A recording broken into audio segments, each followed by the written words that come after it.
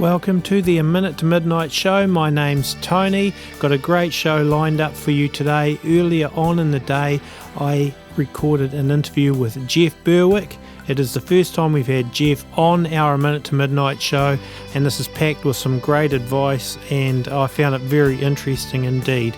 You can find all of our A Minute to Midnight shows as well as articles at www.aminutetomidnight.com, and remember, night is spelt N-I-T-E. We welcome Jeff Berwick to the A Minute to Midnight show. It's great to have you on the show today, Jeff. Oh, my pleasure. Thank you.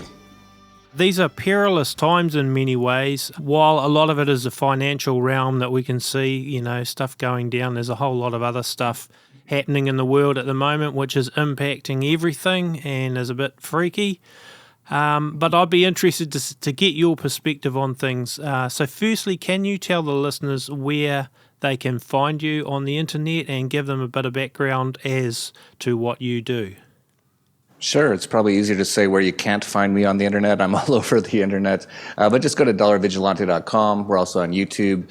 Just type in the Dollar Vigilante and you can see hundreds, if not thousands, of our videos and our blogs. We quite often actually post your videos in our Facebook group. We have a Minute to Midnight Facebook group, and quite often your videos end up in our group postings too. So what actually is Dollar Vigilante? Well, it's a newsletter and a site, a blog that I write daily. I've been writing daily since 2010. I started writing it because I began to realize that most people had no idea what's really going on. So it took me a decade of learning to figure it out, but I essentially figured out the most of what's going on and how this whole system is set up, the whole central banking system. And of course, central banking is actually a tenet of communism, has nothing to do with capitalism. We actually don't have capitalism in any country in the world today. Capitalism doesn't have taxes, doesn't have regulations, it certainly doesn't have central banks and forced fiat currencies. So I began writing about that in 2010 after the 2007-2008 crisis, because I began to realize that we're getting towards the end stages of this system, and I wanted to begin to inform people about what's going on and try to help them to not only survive but prosper during what I call the collapse of the US dollar, but it's really the collapse of all fiat currencies are going to be happening over the next few years. I think the US dollar will be the last one, but to protect yourself from it, of course, some of the ways we do that is to invest in things like precious metals, which have done very well this year, and we expect it to continue onward. I think most of our listeners are aware of the financial collapse being likely and in fact even imminent potentially, and that the US petrodollar's days are numbered, and the US dollar as a world reserve currency's reign will not go on indefinitely. So where do you think things are at the moment? Oh, it's incredibly interesting times. You brought up the U.S. petrodollar. That's very interesting. If you look back over the last few decades, Saddam Hussein began to sell oil for euros instead of dollars. Then he was hung in some sort of makeshift little shack after they found him in a spider hole, supposedly. Yep. Then Muammar Gaddafi in Libya. Libya was quite beautiful. It was both Iraq and Libya were quite nice. They weren't perfect, of course. They had a dictatorship, just like the U.S. does, but they weren't totally free, of course, but they were so much better than they are today, of course, especially Syria and Libya. Muammar Gaddafi began to move towards a African currency that was backed by gold. Then he was shot in the streets and by Hillary Clinton, and she cackled about it. She said, "We came, we saw, he died." These are incredibly evil, incredibly dangerous terrorists in the U.S. government and behind the central banks. And of course, people like Hillary Clinton and Barack Obama, the Nobel Peace Prize winner, are just their puppets. So you saw that. And now, of course, Syria. It was actually Wesley Clark just after 9/11 in 2001, and this is all on YouTube. You can check it out. And he said he was called into the Pentagon. I call it the Pentagram after 9/11. And they said to him, "Well, these are the 7 countries we're going to attack and occupy and destroy over the next, I think it said 5 years, so they're a little behind on their schedule." But in that list was Iraq, was Afghanistan, was Syria, also Libya. So they've already got 4. And the last one on the list was actually Iran. And you can see the U.S. just surrounding Iran right now. So you can see what's going on in Syria. Russia's providing like a counterforce to the U.S. Terrorist attacks all over the world. The U.S. and Russia relations actually just completely ceased the other day. And I think it's looked like Vladimir Putin is warning almost daily that we're on the verge of a nuclear war. No one knows this. No one talks about it. So there's so many things going on with this and so many evil things that people have no idea what's going on. Yeah, it's incredibly interesting times. The U.S. dollar, of course, it's interesting because Europe is fracturing right now, and it started with Brexit in June, and now we have actually secessionist movements in almost every European country that are really popular. Whether that's on purpose or not, whether they want to fracture the Eurozone or not, that is happening. So we could see the Euro not even exist very quickly. Also the Japanese yen. Japan is unbelievably, they've been following this Keynesian plan now for decades, and it's just destroyed the economy, it's destroyed everything. The government is the most indebted compared to GDP. It's over 250% debt to GDP. Crazy. Absolute insanity, and the central bank now is just buying up stocks and things like that. So the Japanese yen is on its last legs. The euro might not even exist by next year. That's how crazy it's getting. So we're seeing a lot of money go into the U.S. dollar at the moment, but because people don't even know where to go. This whole system is on the verge of collapse, and I believe it's all been planned to be that way. The central banking system is set up that way. There's no way it can last forever. Absolutely not. Fiat currencies, just printing up money at whatever amount you want, giving it to all your friends. It just can't last, and I think they know that. So I think what they're trying to do is crash the entire system, collapse everything in the next couple of years, might even start this year, and then bring in a one world government, one world central bank, one world currency, one world taxation system. And again, most people, if you just talk to your regular average person, have absolutely no idea any of this is going on. That's the amazing part to me about it, is that most people have no clue that any of this is going on. We're on the verge of World War III. Absolutely. This is it's almost being forced. You can just see what's going on. The U.S., NATO, Israel, all those countries, that they want this to happen. And it's not the people of those countries. Certainly your average American doesn't want to have World War III. Your average American doesn't want to attack Russia, but that's what the government is doing, and it's all related. I think. It's not a coincidence that we have the collapse of the financial system happening right around the time we have World War III. That's what they usually do. It tends to be their usual plan is once they're about to collapse the system, they cause this massive war that takes everyone's mind off of the collapse of the system, or they blame it on the war, which just happened by accident every single time, like World War I. Some archduke got assassinated. Like, who cares? Does anyone care? I couldn't care less. I don't even know who the guy was. No, that's World War I. Okay. Yeah. Then World War II, another whole thing. And of course, Germany was backed by the Bush crime family. They were financially supporting Hitler, and it was backed by the central banks. All wars were backed by central banks. That's the only way you can really have these wars. And that's why when Ron Paul said that it's no coincidence that the century of total war was the century of central banking, which was the 20th century. Now we're into the 21st, and it's still going on. Hopefully it ends soon, but that's the case. So yeah, it's incredibly interesting times, dangerous times, and again, most people have no idea. So that's why I do what I do. Yeah, it's interesting you're mentioning the Second World War. Like the Warburgs. You had one Warburg running the German finances, and you had his brother running the US finances just before the Second World War. It's like, hold on a second. And, of course, they're so tied in with that whole Rothschild thing.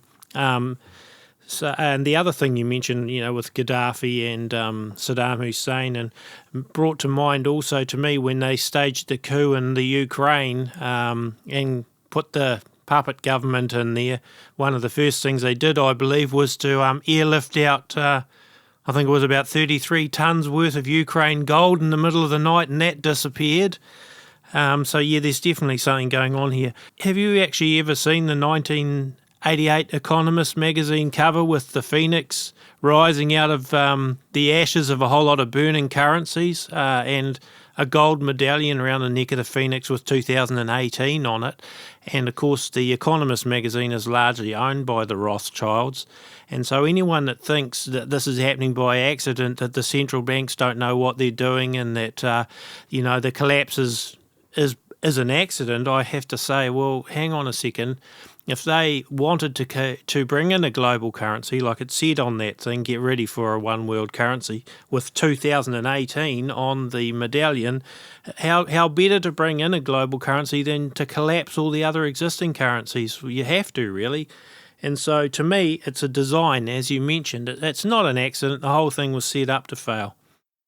Yeah, absolutely. The Economist, for people who want to just kind of get tips on what's going to happen, that's the only reason to read The Economist. There's absolutely no valuable information in there. They're Keynesian and they just put up propaganda, actually. But the only reason to read it is because they actually put hints about what they're going to do, crazily enough, in like cartoons in the magazine itself. And so you pointed out in 1988, very interesting front cover of the issue, as you pointed out, was a phoenix rising from the ashes, and as you pointed out, a new global currency in 2018. So they plan these things well ahead of time. Like these incredibly nefarious, incredibly well-planned, and incredibly savvy people doing these things, and we don't even know who these people really are. You pointed out the Rothschilds. They're just one small part of this system of people that are really controlling these things.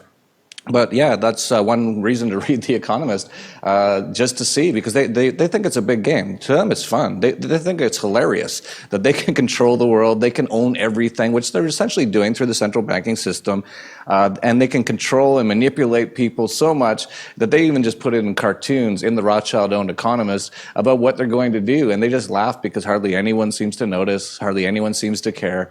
But yeah, that's exactly right. And so I do think that it's quite possible, if you look at everything that's going on, that we could see the collapse of all fiat currencies definitely in the next couple of years. And so the fact that they had chosen 2018, way back in 1988, is very interesting, because it appears that that's where we're headed. You can see the SDR being moved out very rapidly now. Of course, they just put the Chinese yuan into the IMF's SDR basket just this month. So they're starting to move that way. You can see, if you look at airline tickets in Europe, every airline ticket, actually, if you look at the fine print, it also talks about the SDR. It says this is the price of this in the SDR currency. They're starting to roll it out, this SDR currency. I don't know if they'll be successful. That's going to be the thing. We still have a chance to defeat these incredibly evil people, but the only way we can is if people start to wake up. So that's why, again, why I do what I do. But they're definitely going to be moving the SDR out. They just started putting out SDR denominated bonds in China. They're moving everything to China now. It seems to be a shift that they want to do from the West to the East now. They want to destroy the West. You can see that in Europe with what's going on with this planned refugee crisis, which was all planned. Yeah. And so they're trying to destroy Europe. They're obviously trying to destroy the U.S.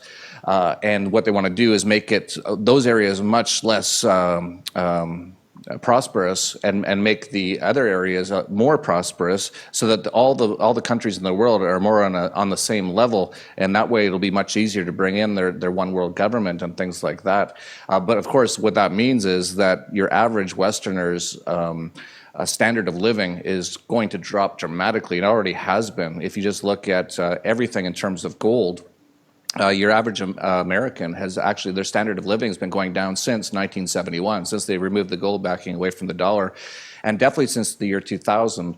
That's why you have in the U.S. today, you have all these problems. You have people saying, we need to raise the minimum wage. And the reason they're saying that is because no one can survive on the minimum wage in the U.S. anymore. That's how much inflation, which no one talks about, has caused the price of things to go up so much that even for $7 an hour, your average person just can't even survive on it. So people are saying, well, we have to raise the minimum wage, which will actually just make the economy even worse. It'll destroy the economy even more. But the reason they're saying that is because your average standard of living has gone down so much. Back in the 50s and the 60s, it used to be in the U.S., just your one man in the family would work. The wife normally would just stay in the house with the kids, which is quite healthy. It's better to have the mom with the kids than the government, which is the government indoctrination camps or the public schools for 12 years. So they've been destroying that on purpose, and that was all backed by Rockefeller. David Rockefeller put in all these plans to do all these things way back. These people are incredibly evil and plan over not just years, but decades and maybe even centuries, bizarrely enough. This has been going on for a long time. So there's a lot going on that most people have no idea. Yeah, it goes back to Adam Weishaupt's original plan with the Illuminati in 1776 and the next few years, where they basically came up with a plan to destroy the family and to get rid of private property ownership and all that. And so, the plan is basically following the script. Of course, Karl Marx pretty much parroted Adam Weishaupt's original plan as well, and then, took it into the communism and where we today have. But when we end up with this one world government system, I don't really think it's going to matter if you call it communism or fascism. It'll be something with super capitalism at the top, where there's a few elite and the rest are serfs. That's their aim anyway. Yeah, I wouldn't call it super capitalism. I know what you mean. That definitely only the very, very few at the top will make all the money and have all control of everything. But that's not really capitalism. Capitalism just means free markets, means free trade, just voluntary trade between people and owning private property. But you're right that it's really hard to say what you call these governments now. Even the U.S. government, I call it a fascio-communist. It's half fascist, half communist. It has absolutely nothing to do with free markets whatsoever, all on purpose. As you pointed out, all these things are on purpose. These people are trying to destroy the world and essentially enslave all of humanity, and they already have to an extent. Most people have no idea. You talk to your average American, they go, "Oh, thank goodness we got rid of slavery a few hundred years ago." And it's like, well, now you're all slaves. You didn't notice? You didn't notice they're taking half your money every year? You didn't notice if you buy a house, you don't really own it. You're renting it from the government. That's called property tax. You didn't notice that everywhere you go, they're taking your money. But their propaganda has worked so well, especially in the U.S. American people are the most brainwashed people, aside from possibly North Koreans. It's very close. It's very close, in my opinion. If you took an average American and average North Korean, you put them in a room, I think the North Korean would probably have a better idea of what's really going on than the average American.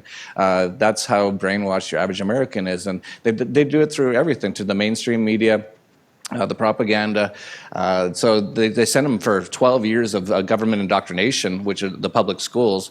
And it was Vladimir Lenin who said, "Give me your child for 3 years, and the seed I plant will never be uprooted." Because if you can get information into kids' minds at a very young age, it's very difficult to get them out of that. Their minds are so malleable at that point, and that's exactly what they do with the government schools. They go there, they do their Pledge of Allegiance, which used to be sort of like the Nazi salute. They changed that after the 40s. But your average person just doesn't even notice. And then they get out of school and they go home and they turn on the TV and it's all propaganda. It's like shows like Cops and CSI and how the government is if you have a problem, you have to call the government and they'll figure it out and they'll fix everything.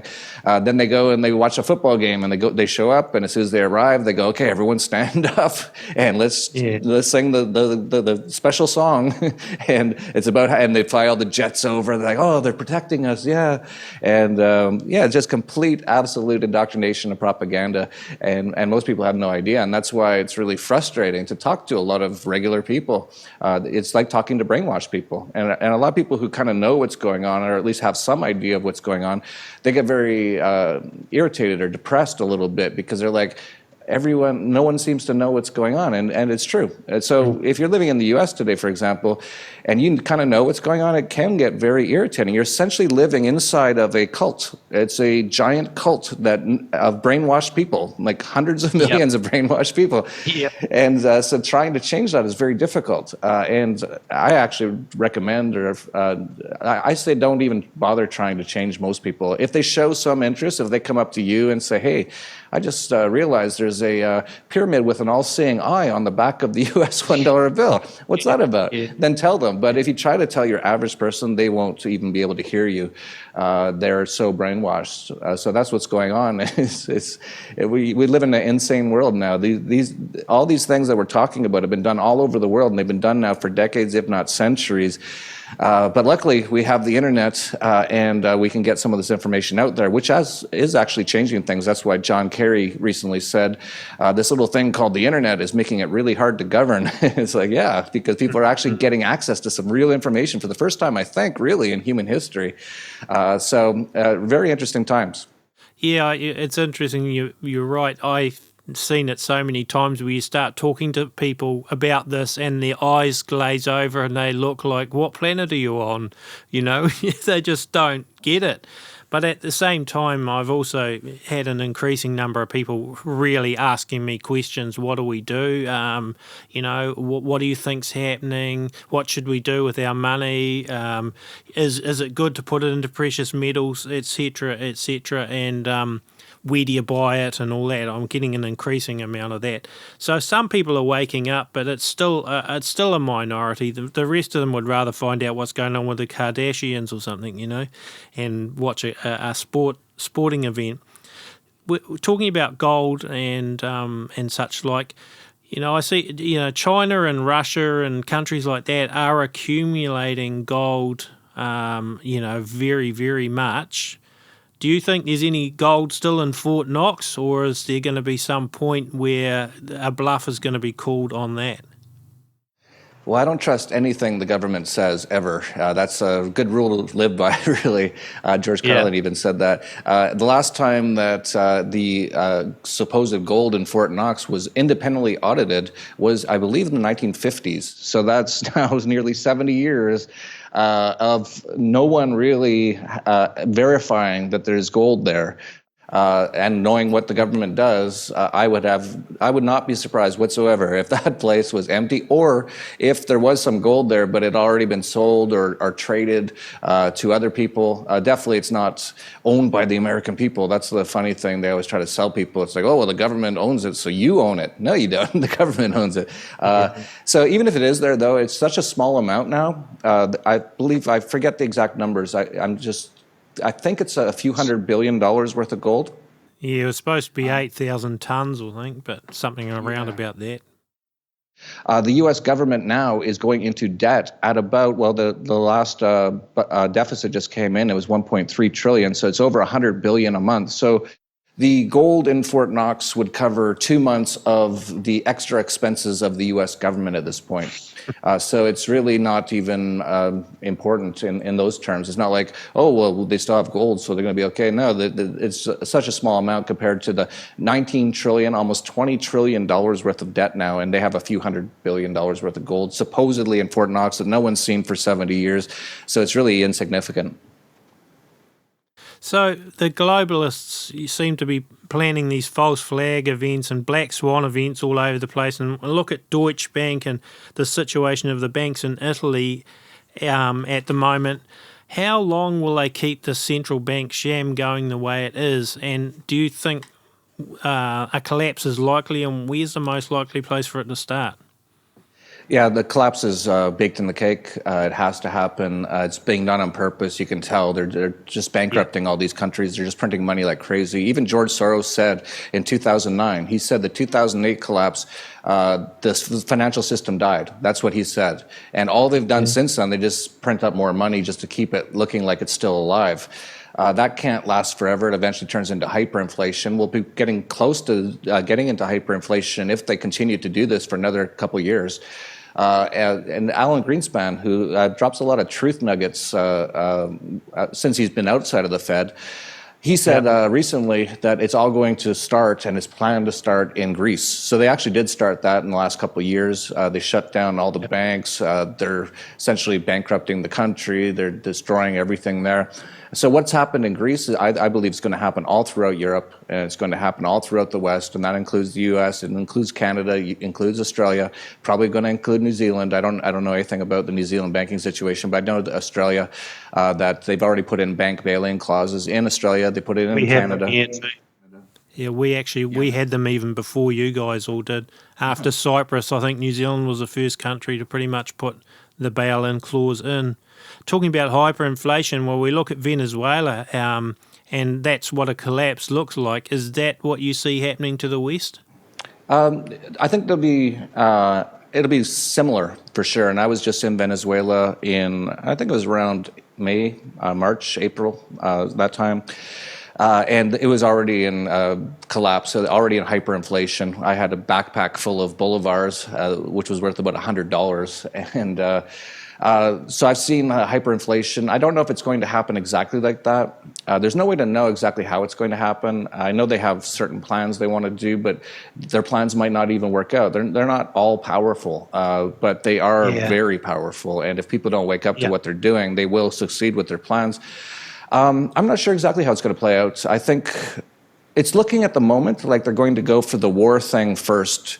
And when that happens, there's no saying exactly how it's going to play out. Obviously, all the West, all of Europe, all of the U.S., Japan, all the major Western countries are bankrupt. They're absolutely bankrupt. Their debt is completely, absolutely unpayable. You look at the U.S., it's $19 trillion. If you add the unfunded liabilities, this is money they've already stolen from people, and they've already spent it on things like socialist insecurity and Medicare and Medicaid and all those things. If you add it all up, it's over $100 trillion, and that's being quite conservative. A lot of people think it's over 200. I lean towards being conservative. It's only $100 trillion, which if you do the math, and you need a calculator that can do those kind of numbers, if you just divide $100 trillion divided by 315 million people, which is the amount of people they say live in the U.S., it's $250,000 per person of U.S. government debt. So a family of four, your average family, there's millions of them in the U.S., a family of four, they have $1 million of U.S. government debt overhanging it right now. So that's absolutely unpayable. Most Americans are living paycheck to paycheck now after decades of this, what they've been doing to the U.S. So it's absolutely unpayable. How it all collapses, that's the question. There's really no way to know exactly how. But it's already in collapse. That's one thing that we can just see. It's already a system in collapse. How it eventually sort of completely collapses, it could happen at any point. Deutsche Bank, for example, is one of the biggest banks in Europe. It's way bigger, way more important than Lehman Brothers was, which was what set off the 2008 financial crisis. When they collapsed. That set off, it almost collapsed the entire system. So when Deutsche Bank it's at all-time lows, its stock right now. Their bank machines have actually gone down 3 times in the last few weeks. So they're very, very close to just being done.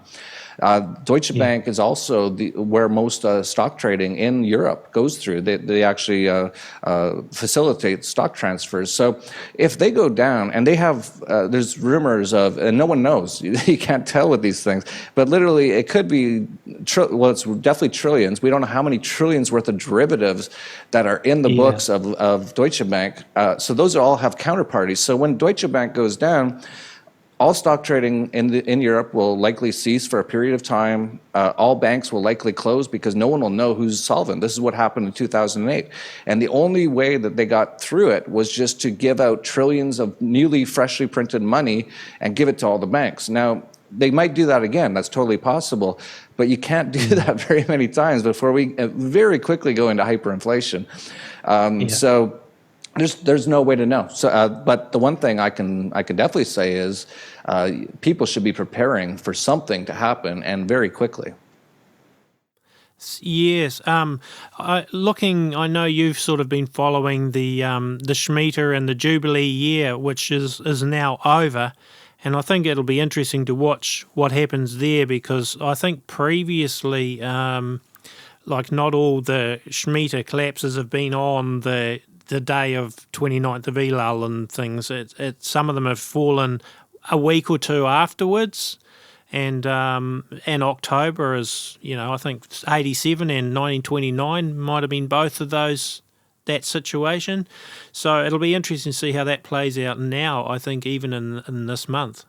Yeah, for people who don't know, the Shemitah happens every 7 years, and The last two Shemitahs before 2015, 2001 and 2008, the exact end day of the Shemitah year, which, as you pointed out, is on the Judaic calendar, Elul 29, which is a different date on the Gregorian calendar every year. But on the exact end day was a massive financial collapse, a massive stock market crash in the U.S. on the Dow. In fact, in 2008, the Dow fell 777 points, and the Shemitah is very tied into the number 7.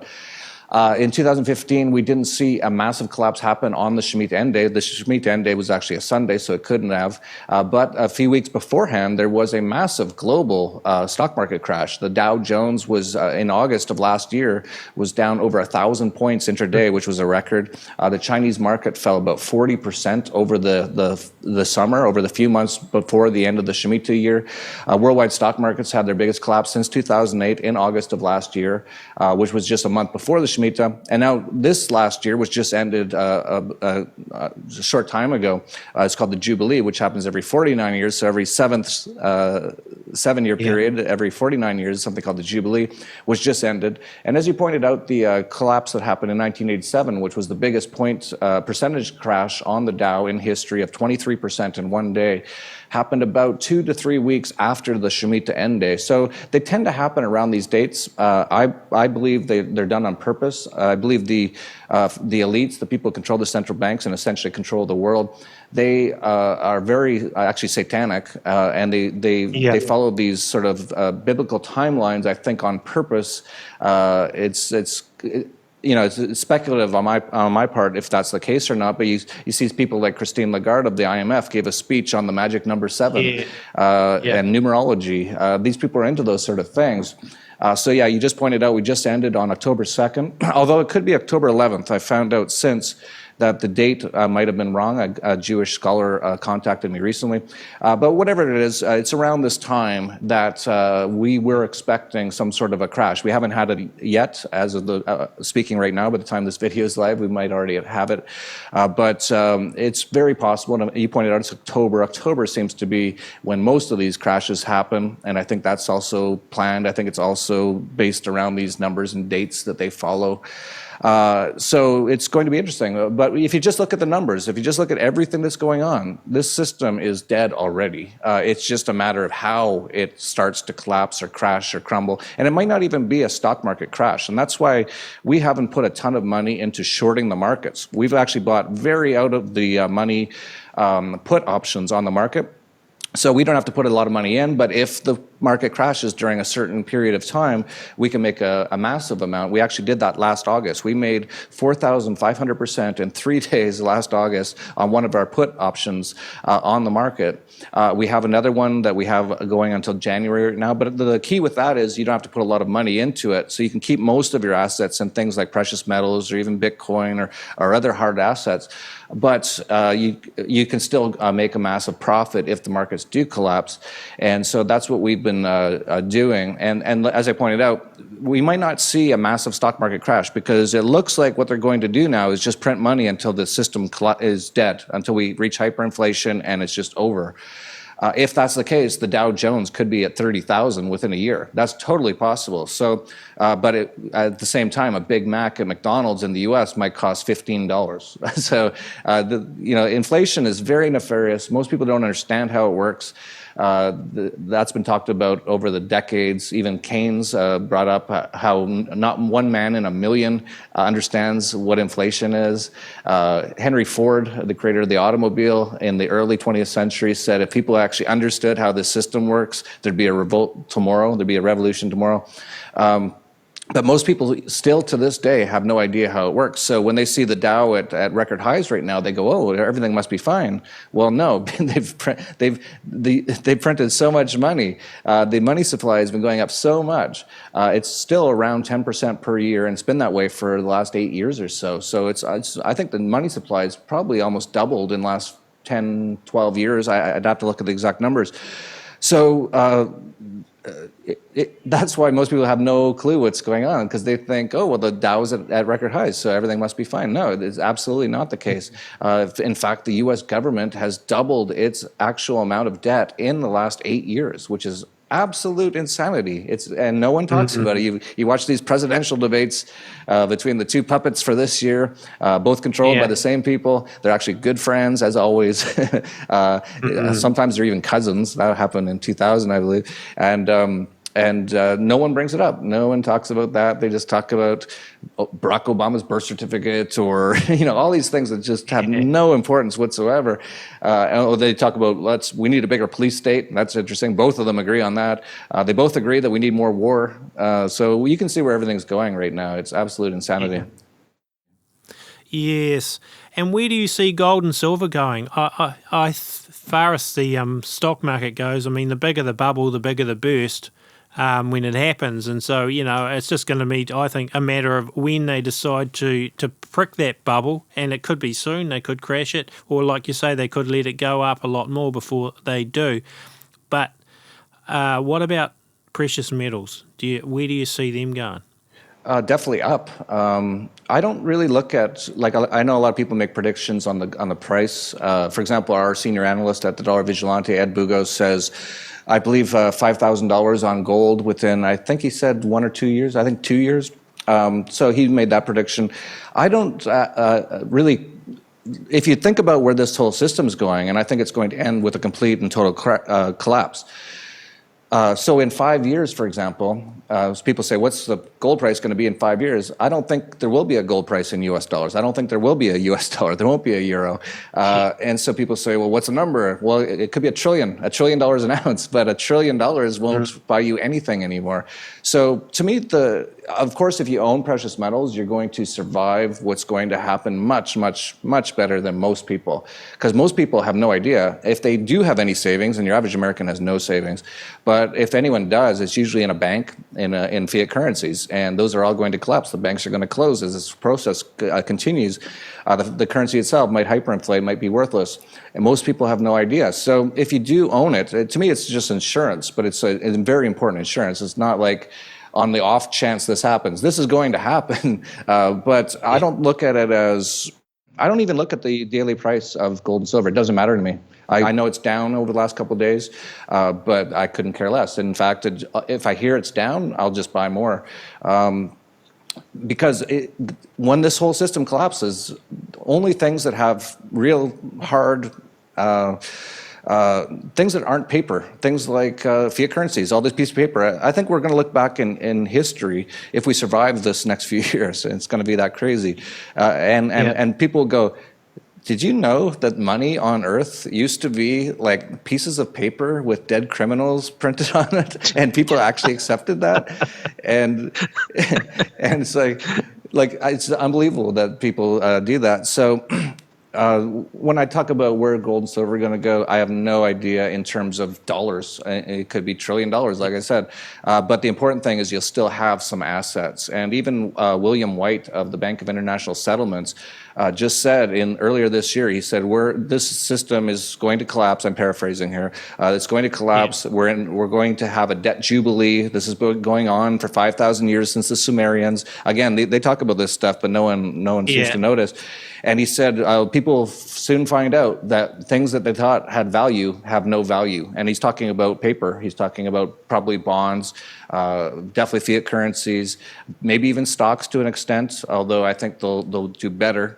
But almost anything that's just a piece of paper might become absolutely worthless in the next couple of years. So if you own gold and silver, which has been recognized throughout human history as having value, and you can go almost anywhere in the world except for parts of the U.S. And you show someone a gold coin, they go, "Oh, wow, that's worth a lot." So they might not know exactly what it's worth, but they know it has value. And so that's the main reason to own it, in my opinion. I'd also own other things too, because especially if you're an American. In the land of the free, in the U.S. in 1933, they confiscated gold from Americans. So this has happened before, after 1929, which was another engineered central banking crash done on purpose. They confiscated all Americans' gold, and Americans couldn't own gold until the 1970s, so for 40 years. I don't know if they're going to do that again, but it is possible. I think what's more likely is they'll kind of outlaw gold and silver, or they'll put a massive tax on any trade on it. So they might say, oh, well, everything's collapsing and all the people own gold and silver, they've been hoarding it and, they've got money and none of us do anymore. So we're going to put a 90% tax on it and all the American tax slaves will cheer. And so you have to be careful even how you own your precious metals. And we wrote a report on it, by the way, called Getting Your Gold Out of Dodge and how to internationalize your precious metals. So for example, if you're an American, don't own all your gold in the US. That's very dangerous. There's easy ways to own gold and precious metals all over the world now, just over the internet, quite easily. Of course, those have risks as well. There's nothing but risks with everything at this moment in time. Yeah. But I think people have to be more aware and to prepare and to do things that most people just have never even thought about doing because they'll never tell you. They'll never tell you on CNBC, you better buy gold and you better make sure it's not all in the US. They'll never say that. As they say, the revolution will not be televised. They will never tell you what's going on the regular channels. So that's why it's important to listen to shows like yours and people like myself and so many others out there who are giving what I think is much better and much more important information. And you have to do it yourself. You're not going to go to a financial advisor. I don't know any government registered financial advisor. There might be a few, but I don't know any that have any idea what's going on. They just did a poll in the US recently of financial advisors, and they asked them, what do they think about gold? Every single one said they would never touch it. And the funny thing is, since the year 2000, one of the best performing financial assets in the world has been gold. It was $200 in 2000. It's now $1,300 around that level now. So it's been going up, I don't know what it is annually, but like 20% a year, 15% a year, something like that. So one of the best assets over the last 16 years, and not one financial advisor would ever consider buying it, even owning it. That's how brainwashed everyone is. So you have to do your own thing. That's crazy, isn't it? I mean, there's nothing surer than that paper gold will go the way of the fiat currencies into total uselessness. So it's going to have to be physical gold. I personally believe silver's a really great investment. That silver will probably outperform gold when it comes down to it. It's got further to go. The gap between silver and gold is way out of whack historically. So silver's going to close that gap, I believe. So, what about somebody, I mean, our listeners obviously vary from people that have quite a bit of wealth to people that are like solo mothers with next to nothing. What do you suggest that people do, in terms of particularly those that don't have a lot, that they can't go and buy heaps of gold or something? What would you suggest those people do? Well, the thing I always say to people when they come up to me and they say, I have nothing, what should I do? And I'm like, well, you're actually in a good position. You can't lose anything. You have nothing to lose. So that's the way I would look at it if I had absolutely nothing. If I had nothing, I'd also start really working hard to make earn something. That's how you make money, right? So if you have absolutely nothing, the good news is you're in a good position. You can't lose anything, and you have only one direction to go from here, and that's up. And if you work really hard, you can do that. If you have a little bit of money, and I hear this all the time, like if I have $1,000 or $3,000, I would pretty much just buy, as you pointed out, gold and silver. And obviously, if you have $1,000, it's a lot easier to buy silver than gold. And as you pointed out, I think silver will outperform gold as well, definitely over the next couple of years. It just, for the reasons you pointed out and a few other reasons as well, I think it definitely will outperform gold over the next couple of years. So yeah, just buy some silver. The other thing to do as well, though, if you have $1,000 or $2,000, invest in yourself. This is how I've always lived. I've started up numerous companies. When I have some money, I invested in myself. So I'll start up an enterprise, and you're going to need some capital to do that. But if you're not that kind of person who can or is capable of doing those sort of things, or you don't want to do those things, then just buy some silver. I'd also maybe buy a little bit of cryptocurrency as well, Bitcoin. Bitcoin, if it continues to succeed, and it's been succeeding since 2009 now. I got into it at $3 in 2011. It's now at around $600. If what we're saying it happens, we could see Bitcoin rise even more than gold and silver. I've done the math on it. If the US dollar collapses and we actually start using cryptocurrencies, which actually would be wonderful, it would be so much better. It's such a great way to transfer money. If for people out there who haven't ever used cryptocurrencies, just start using it. I've done the math. I did it years ago. I believe if the US dollar collapsed and people just started using Bitcoin, which obviously that may never happen, but it could happen. I think I did the math that Bitcoin would be worth in today's dollars around $1 million per Bitcoin. But it might not happen. Bitcoin also could collapse. It's very new. These cryptocurrencies are, Bitcoin itself is only about 8 years old. It's done very well so far, but anything could happen. So I wouldn't definitely, for example, if someone came up and they said, I have $1 million, which I do, I wouldn't say put it all into Bitcoin. Absolutely not. We recommend at the Dollar Vigilante around 5% of your assets in cryptocurrencies, and that's if you want to take the risk, but you can also get the reward if it does happen. But we mostly just say just get into precious metals. If you want to make perhaps speculative gains. We've been buying gold mining stocks. We've done very well on that this year so far. They were the best performing asset up until about a month or two ago. I think it almost tripled this year since January 1st. Actually, everything just started going up on January 1st of all dates. So that's a way to speculatively make money. But if what you're worried about is just making sure you have assets at the end of this, I don't own precious metals. I would also own hard assets, real estate, for example. I would prefer to buy them in places that aren't already quite overbought, like many places in the U.S., London, for example, New York. I wouldn't be buying those places. But for example, farmland in Panama. There's actually a company that you can actually buy into the company, and they produce organic mangoes and all these sort of things, and you own the actual property, and they produce it for you, so you actually get an income from it. And I've told Dollar Vigilante subscribers about that in the past as alternative ways to just diversify your assets. And definitely, I know so many people, especially older people, like my mom, for example. They have all their assets just in a bank account. That is the most dangerous thing you can do at this moment in time. Just get it out of there. Just get it into something that if the banks close, you still have it. That'll be the real key. The only thing I have with Bitcoin is we don't know what's going to happen to the internet and how much control is going to go on there, so whether they end up controlling all that as well. But that's really good advice. So if people go to your website, if you can just give that to them again and maybe just close off by telling them, what you actually do and what they can expect from your website. Sure, yeah. If you are interested in this information, just go to dollarvigilante.com, and right on the front page, you can just put in your email address, and I send out a blog every day writing about these sort of things, and that's all free. You can get that as well on YouTube. Just go to YouTube, just type in the Dollar Vigilante, and you'll find us. Put out a video almost every day on these things now. There's so many things happening. I'm just trying to get as much information out there as possible. If you want more information and you really want more specific advice and information, you can subscribe to our newsletter. Just go to dollarvigilante.com/subscribe. We write twice a month, including alerts. So including alerts, we have probably 3, 4, 5 times a month. We're sending out alerts and newsletters with specific information on exactly where we think you should be putting your money and other information like that. So you can get that at dollarvigilante.com/subscribe. Excellent. Well, it's been awesome having you on today, Jeff. I'm sure our listeners will get a lot out of it, and hopefully some of them will definitely go check out your website, and no doubt will continue to be posting your little videos that you put out on our Facebook group as well. So thank you.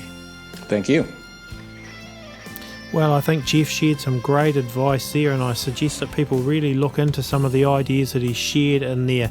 But also remember, our position at A Minute to Midnight is that first and foremost we need to have a relationship with Jesus Christ and have God at the centre of our life, because nothing of this world is sure and in concrete, and even our best laid plans could come totally unstuck. We post all of our articles and shows at www.aminutetomidnight, that's spelled NITE.com. We also have a Facebook group, and I write and record all the music for all of our shows, including what you're hearing right now underneath this show, and you can find my music at rockshoresounds.com. Our A Minute to Midnight show and website is run by donations, and our team definitely is very appreciative of those people that do donate to help us to keep this running. So there is a donation button on the website. Once again, we'd be really grateful for any help. Well, I think that's about it for today. Thanks for joining us on the A Minute to Midnight show, and we will be back again in a few days with another show.